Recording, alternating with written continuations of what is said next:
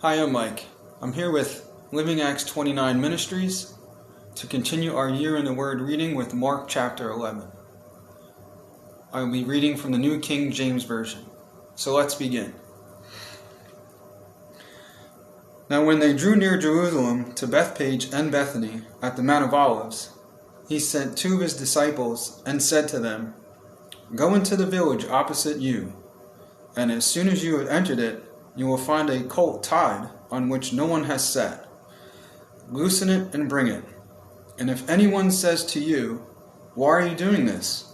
say, 'The Lord has need of it,' and immediately he will send it here."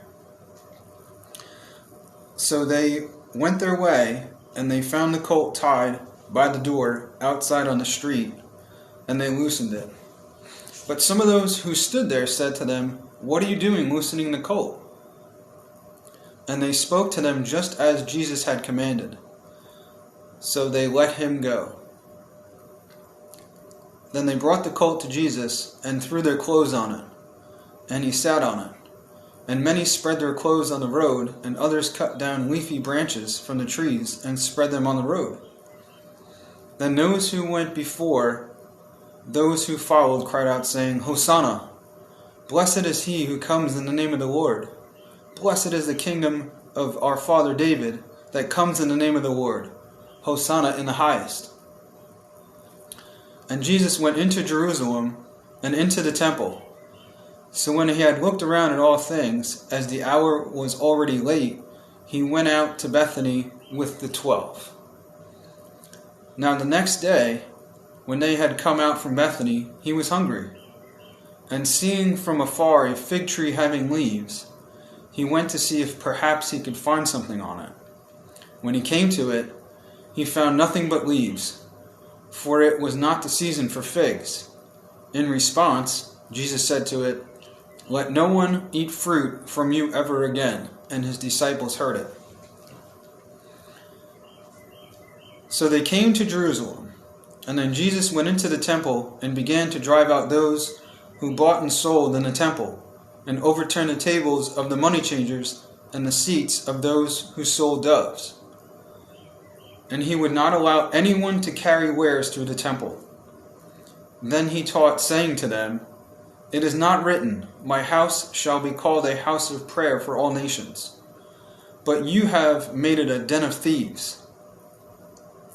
And the scribes and chief priests heard it and sought how they might destroy him, for they feared him, because all the people were astonished at his teachings. When evening had come, he went out of the city. Now in the morning, as they passed by, they saw the fig tree dried up from the roots. And Peter, remembering, said to him, "Rabbi, look, the fig tree which you have cursed has withered away." So Jesus answered and said to them, "Have faith in God. For assuredly I say to you, whoever says to this mountain, 'Be removed and be cast into the sea,' and does not doubt in his heart, but believes that those things he says will be done, he will have whatever he says. Therefore I say to you, whatever things you ask when you pray, believe that you receive them and you will have them.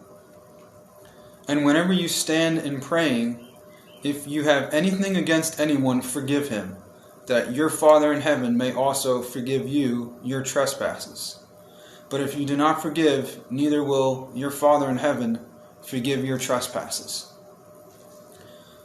And then they came again to Jerusalem, and as he was walking into the temple, the chief priests, the scribes, and the elders came to him.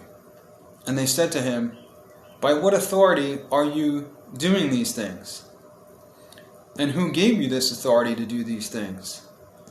But Jesus answered him and said to them, "I will ask you one question, then answer me, and I will tell you by what authority I do these things. The baptism of John, was it from heaven or from men? Answer me." And they reasoned among themselves, saying, "If we say from heaven, he will say, 'Why then did you not believe him?' But if we say from men," they feared the people, for all counted John to have been a prophet indeed. So they answered and said to Jesus, "We do not know." And Jesus answered and said to them, "Neither will I tell you by what authority I do these things." Thank you for joining me today, all, and have a blessed day.